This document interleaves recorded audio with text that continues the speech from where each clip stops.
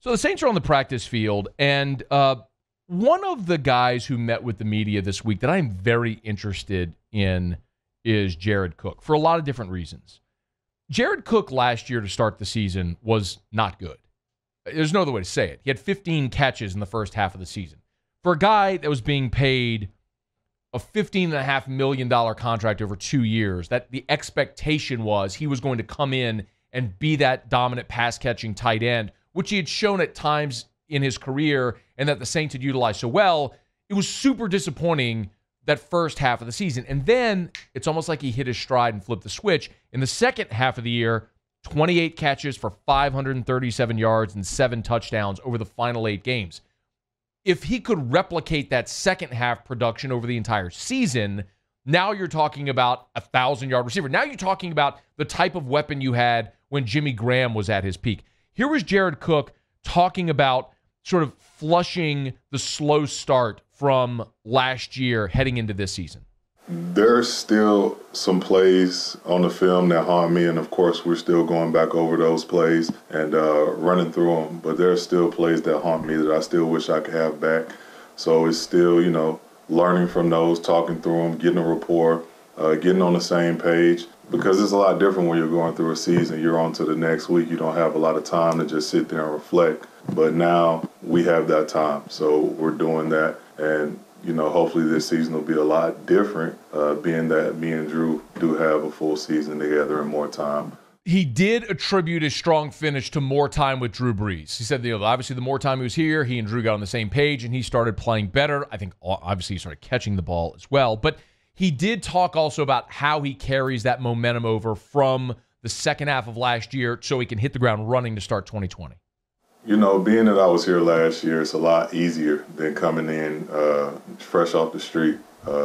So now, Drew knows how I run routes. He knows the indicators that I give.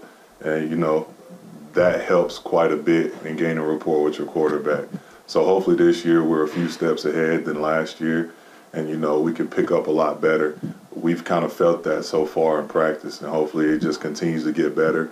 And once the game starts, it just continues to grow and hit a lot faster than last year. One of the reasons that I'm really hoping Brees going to Colorado and working with Emmanuel Sanders allows Sanders not to have that same transitory period that Cook had at the start of last year, where it took them about half a season before they really felt like they were in their groove.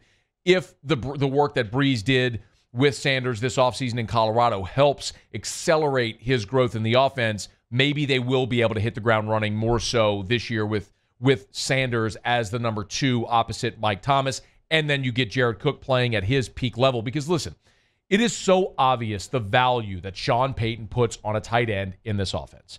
There's just no denying it. Look at the best Saints teams that they've had in the Peyton Brees era. You win the Super Bowl in 2009. Who was your tight end? Jeremy Shockey was your tight end. And it was so clear the value that Peyton put on Shockey. Even in that year in 2009 when Shockey was near the end of his time, still had 48 catches for nearly 600 yards, 3 touchdowns. That was all in the regular season. Of course, had the big play in the Super Bowl.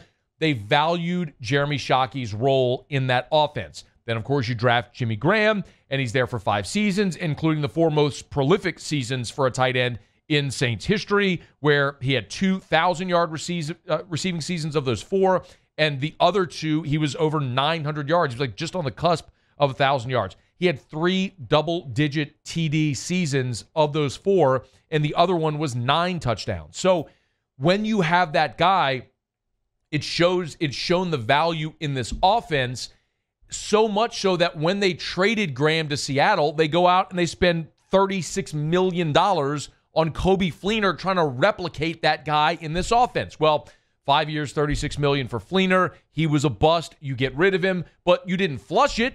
You went and got another one in Jared Cook, and you invest 2 years, $15 million. So the lesson learned is, all right, don't give him as long a contract, but see if you can get that same guy in this offense. And now you've got him and hopefully the next one in Adam Troutman, who you just drafted out of Dayton with a 3rd-round pick, that maybe you give him sort of that redshirt year to grow behind Jared Cook. And then in 2021, maybe Troutman is your guy if this is Cook's last year in New Orleans. The point is, it is so clear that this offense is better when they have a pass-catching tight end who can be a mismatch, especially in the red zone. And that's an outlet that Drew Brees wants and that Sean Payton knows how to utilize. And my hope is, because I was one of those ones that was very hard on Jared Cook, like go search my name on Twitter with Jared Cook, and you're going to see not so many great things in the first half of the year because all the guy did was drop touchdowns or drop passes and was just not effective for the value they'd invested in him.